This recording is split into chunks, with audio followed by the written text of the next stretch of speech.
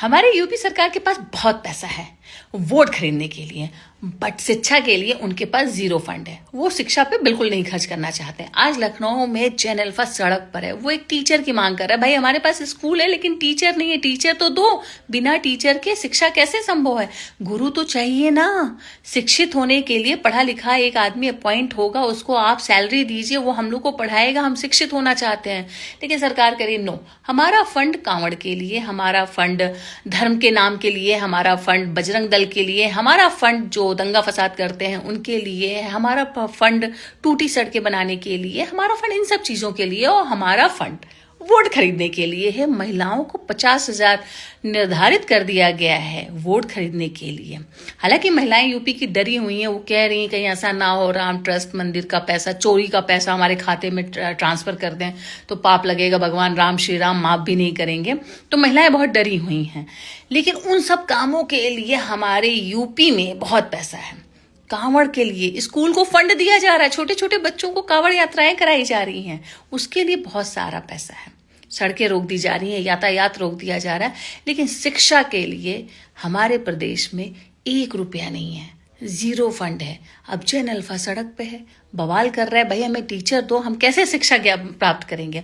किताबें मात्र पढ़ लेने से हम शिक्षित नहीं हो जाएंगे ना। गुरु एक मार्गदर्शन देता है, दिशा देता है, सही तरीके से पढ़ना, सही तरीके से लिखना सिखाता है और जीवन के स्तर को उच्च करता है। अब जिसके जीवन में कोई गुरु ही ना रहे हो तो उसको गुरु का क्या महत्व हो? जो खुद को अपने आप को सबसे सर्वश्रेष्ठ मानता हो उसको गुरु का महत्व नहीं पता होता है। वैसे गुरु के बिना सब कुछ सूना है, शिक्षा अधूरी है। तो ये बच्चे छात्र सड़क पे उतरे हुए हैं। हालांकि एक टाइम में योगी जी ने कहा था कि हमारे प्रदेश में किसी की हिम्मत नहीं है प्रोटेस्ट कर सके, तो जैन अल्फा ने उन्हें जवाब दिया कि हम अपनी मांगे रखेंगे। और इनकी आंखों में खौफ भी नहीं है, डर भी नहीं है, क्योंकि उचित मांगे है ना। अनुचित मांगे थोड़े ना है कि हमको योगी जी का मंदिर बनाना है पैसा दीजिए, हमको मोदी जी का मंदिर बनाना है हमको पैसा दीजिए, हमको राम ट्रस्ट मंदिर से चोरी करवाना है हमको पैसा दीजिए, हमको कांवड़ ले जाना है पैसा।